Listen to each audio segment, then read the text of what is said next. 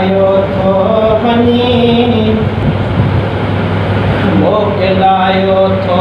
वञी राज़ी थी माह रमज़ान तुंहिंजी इज़्ज़त मोन कई माफ़ी ॾिजां महिमान तूं रात जो जागी इबादत करण घुर्जे हा मगर फेज़ बरकत सां दिल खे भरण घुर्जे हा मगर रात जो जागी इबादत करण घुर्जे हा मगर फेज़ बरकत सां दिल खे भरण घुर्जे हा मगर वक्त जो किफ़लत में गुज़रे बख्श माहे ग़फ़रान तुंहिंजी इज़्ज़त मोन कई माफ़ी ॾिजां महिमान तूं मोकिलायो थो वञी राज़ी थी माह रमज़ान तुंहिंजी इज़्ज़त मोन कई माफ़ी ॾिजां महिमान ॾींहं जो आदाब रोज़े जा अदा बिल्कुलु न थिया सम्झजण रोज़ा असां कामिल सफ़ा नाहिनि रखिया ॾींहं जो आदाब रोज़े जा अदा बिल्कुलु न थिया सम्झजण रोज़ा असां कामिल सफ़ा नाहिनि रखिया अमल में इख़लास जो आणी खणी फरमान तुंहिंजी इज़्ज़त मोन कई माफ़ी ॾिजां महिमान मोकिलायो थो वञी राज़ी थी माह रमज़ान तुंहिंजी इज़्ज़त मोन कई माफ़ी ॾिजां महिमान ख़त्म हिन क़ुरान जो नाहे ॿितो ॿुधो ठाहे असां पाण पंहिंजा बस छॾियासीं ठहियल कम ठाहे असां ख़त्म हिन क़ुरान जो नाहे ॿुधो ठाहे असां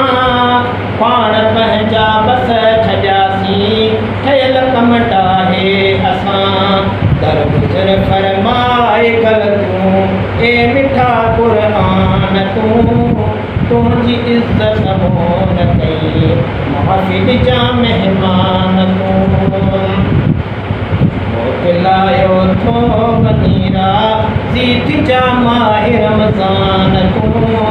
तुंहिंजी इज़्ज़त मोन कई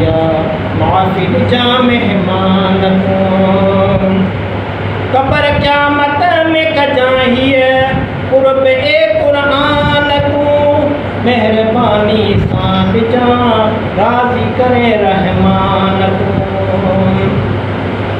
क़बर क़यामत में कजां ही क़ुर्ब ए क़ुरान महिरबानीअ सां ॾिजां राज़ी करे रहमान मुश्किलातूं ठाटार जा सभु लाह जा अरमान तुंहिंजी इज़्ज़त मोन कई माफ़ी ॾिजां महिमान मोकिलायो थो वञी राज़ी थी माह रमज़ान तुंहिंजी इज़्ज़त मोन कई माफ़ी ॾिजां महिमान रहमतूं लख बरकतूं नाज़िल थियूं तुंहिंजे करे मस्जिदूं आबाद सभु होठियूं हुयूं तुंहिंजे करे रहमतूं लख बरकतूं नाज़िल थियूं तुंहिंजे करे मस्जिदूं आबाद सभु होठियूं हुयूं तुंहिंजे करे छो वञी तूं ॿियो कयो ही मस्जिदूं वीरान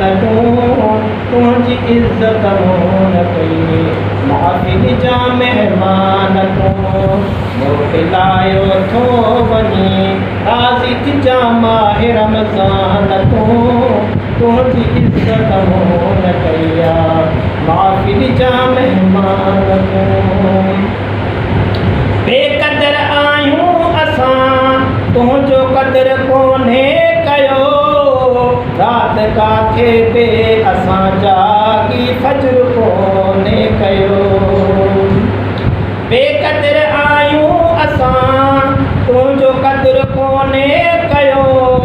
रात काथे पे असां जागी फजर कोन्हे कयो